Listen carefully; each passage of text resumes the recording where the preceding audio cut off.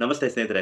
ಈಗ ನಮ್ಮ ದೇಶದಲ್ಲಿ ನಾವು ಸಾಮಾನ್ಯ ದಿನ ಬೆಳಗ್ಗೆ ಎದ್ದು ನೋಡ್ತಾ ಇರೋದೇನಂದ್ರೆ ದಾಯಾದಿಗಳ ಕಲಹ. ಒಂದು ಅಣ್ಣ ತಮ್ಮಂದ್ರದ್ದು ಕಲಹ, ಆಸ್ತಿ ವಿಚಾರಕ್ಕೆ.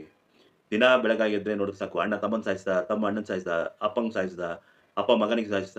ಆಸ್ತಿಗೋಸ್ಕರ ದಿನ ಬೆಳಗ್ಗೆ ನೋಡಿದ್ರು ಯಾವುದೇ ಕಡೆ ಎಲ್ಲೇ ಕೇಳಿದ್ರು 1 ಅಡಿಗೋ, 1 ಇಂಚ್ ಜಾಗಕ್ಕೋ, ಇಲ್ಲ ಅವನಿಗೆ ಜಾಸ್ತಿ ಆಯ್ತು, ಇವನಿಗೆ ಕಮ್ಮಿ ಆಯ್ತು. ಇದು ಪ್ರತಿನಿತ್ಯ ನಮ್ಮ ದೇಶದಲ್ಲಿ ನಡೀತಾ ಇರೋದೊಂದು ಸಾಮಾನ್ಯ ಒಂದು ವಿಚಾರ ಆಗಿ ಹೋಗ್ಬಿಟ್ಟಿದೆ ಈಗ. ಯಾರ ಮನೇಲಿ ನೋಡಿದ್ರು ದಾಯಾದಿಗಳ ಕಲಹ. ಅಣ್ಣ ತಮ್ಮಂಗಾಗಲ್ಲ, ಅಕ್ಕ ತಂಗಿಗಾಗಲ್ಲ, ಅಣ್ಣ ತಂಗಿಗಾಗಲ್ಲ. ಇದ್ಯಾಕೆ ಅಪ್ಪ ಮಕ್ಕಳಿಗೆ ಆಗ್ತಿಲ್ಲ? ಏನಕ್ಕೆ ಈ ತರ ಆಗ್ತಿದೆ?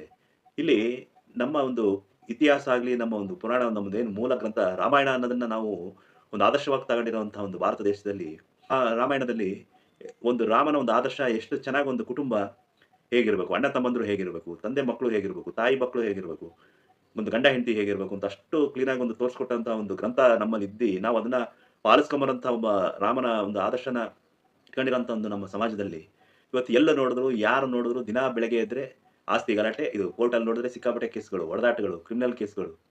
ಇದು ಯಾಕೆ ಅಂತ ನನಗೂ ಅರ್ಥ ಆಗ್ತಿಲ್ಲ. ಇತ್ತೀಚೆಗೆ ಏನಾಗಿದೆ ಅಂದ್ರೆ ಒಂದು ಈಗ ಕಾಂಪಿಟೇಷನ್ ಜಾಸ್ತಿ ಆಗಿ ಹೋಗ್ಬಿಟ್ಟಿದೆ. ಈಗ ಅವ್ನಿಗೆ ಯಾಕೆ ಜಾಸ್ತಿ ಕೊಡ್ಬೇಕು, ಅಣ್ಣಂಗೆ ಯಾಕೆ ಜಾಸ್ತಿ ಕೊಡ್ಬೇಕು, ತಮ್ಮಂಗೆ ಯಾಕೆ ಕೊಡ್ಬೇಕು.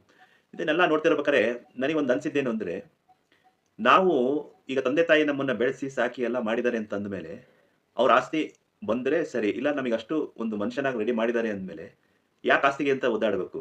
ಅಂತ ಒಂದು ಪ್ರಶ್ನೆ ನಂದು. ಯಾವಾಗ್ಲೇ ಅಪ್ಪನ ಆಸ್ತಿ ಮಕ್ಳಿಗೆ ಬರತ್ತೆ ಅಂದ್ಮೇಲೆ, ಬಂದಷ್ಟು ಬರತ್ತೆ. ಅದನ್ನ ಅಣ್ಣಂಗೆ ಜಾಸ್ತಿ ಆಯ್ತು, ತಮ್ಮಂಗೆ ಜಾಸ್ತಿ ಆಯ್ತು ಅನ್ನೋದು. ಆಮೇಲೆ ಈ ಹೆಣ್ಮಕ್ಳು ಅದ್ದೂರಿಯಾಗಿ ಮದುವೆ ಆಗಿ ಹೋದ್ಮೇಲೂ, ನನ್ನ ಅಣ್ಣಂದ್ರಿಗೆ ಎಲ್ಲಿ ಸಿಗ್ಬಿಡುತ್ತೋ, ತಮ್ಮಂದ್ರಿಗೆ ಎಲ್ಲಿ ಸಿಗ್ಬಿಡುತ್ತೋ ಅಂತ ಬಂದು ಇವಾಗ ಸಂವಿಧಾನ ಹಕ್ಕು ಕೊಟ್ಬಿಟ್ಟಿದೆ ಅಂತ ಬಂದು ಆಸ್ತಿ ಕೇಳೋದು. ಇವೆಲ್ಲ ದಿನ ಹೆಚ್ಚಾಗ್ತಾ ಇದೆ. ಇದು ಏನಂದ್ರೆ ನಾನು ಯೋಚನೆ ಮಾಡಿದ್ದು, ಫಸ್ಟ್ ನಾವು ಒಂದು ಮಗನಾಗಿ ನಮ್ಮ ಅಪ್ಪ ಅಮ್ಮಂಗೆ ಏನ್ ಮಾಡಿದ್ವಿ? ನಾವು ಜೀವನದಲ್ಲಿ ಅವರಷ್ಟೆಲ್ಲ ನಮಗೆ ಕಲಿಸಿ, ಬೆಳೆಸಿ, ಒಂದು ಸ್ಥಾನಕ್ಕೆ ಬರಂಗ್ ಮಾಡಿ, ಇಲ್ಲ ನಾವೇನೋ ಒಂದು ದುಡ್ಕೊಂಡ್ ತಿನ್ನಂಗ್ ಮಾಡಿದ್ಮೇಲೂ, ನಾವು ಏನ್ ಮಾಡಿದ್ವಿ ಅನ್ನೋದನ್ನ ಒಂದು ಯೋಚನೆ ಮಾಡ್ಬೇಕಾಗಿದೆ. ನಾವು ಮನೆಗೆ ಏನ್ ಮಾಡಿದೀವಿ? ಇಲ್ಲಿ ನಮಗೆಲ್ಲ ಈಕ್ವಲ್ ಬೇಕು, ನಾವು ಹಿಂಗೆ, ನಮ್ಮ ಅಣ್ಣಂಗೆ ಯಾಕೆ ಕಮ್ಮಿ, ನಮ್ಮ ತಮ್ಮಂಗೆ ಯಾಕೆ ಜಾಸ್ತಿ ಅಂತೆಲ್ಲ ಯೋಚನೆ ಮಾಡಬಾರದು. ಅವ್ನೇನೇನ್ ಮಾಡಿದಾನೆ ನಮ್ಮ ಮನೆಗೆ? ನಾವೇನ್ ಮಾಡಿದೀವಿ ಮನೆಗೆ? ಈ ಒಂದು ಲೆಕ್ಕಾಚಾರನ ನಾವು ಮನಸ್ಸಲ್ಲಿ ಇಟ್ಕೊಂಡ್ರೆ, ಅವಾಗ ಯಾರಿಗೆ ಯಾಕೆ ಜಾಸ್ತಿ ಬಂತು?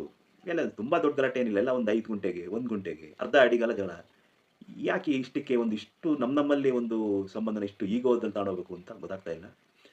ನಾನು ಹೇಳಿದ್ದೇನಾದ್ರು ಸರಿ ಅನ್ಸಿದ್ರೆ ಒಂದು ಸಲ ಯೋಚನೆ ಮಾಡಿ. ಯಾರು ಆಸ್ತಿ ಇರೋದೊಂದು ಜಗಳ ಇದು ತಲೆಲಿ ಇಟ್ಕೊಂಡಿರೋ ಒಂದು ಇದು ಅನ್ನೋದನ್ನ ಈ ವಿಡಿಯೋದಲ್ಲಿ ನಾನು ಕೇಳಿರೋ ಕ್ವೆಶ್ಚನ್‌ಗೆ ನೀವು ಕಮೆಂಟ್ ಮಾಡಿ. ಒಂದು ಸಲ ನಿಮ್ಮೊಳಗೆ ನೀವು ಆತ್ಮಾವಲೋಕನ ಮಾಡ್ಕೊಳ್ಳಿ. ನಾನು ಏನು ಮಾಡಿದೆ? ನಾನು ಏನು ಮನೆಗೋಸ್ಕರ ಏನು ಮಾಡಿದ್ದೀನಿ? ನಮ್ಮ ತಂದೆ ತಾಯಿ ಗೌರವಕ್ಕೆ ಏನು ಮಾಡಿದ್ದೀನಿ? ನಮ್ಮ ವಂಶ ಇದಕ್ಕೆ ಏನು ಮಾಡಿದ್ದೀನಿ?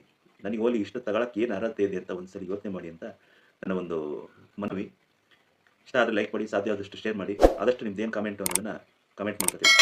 ಧನ್ಯವಾದಗಳು.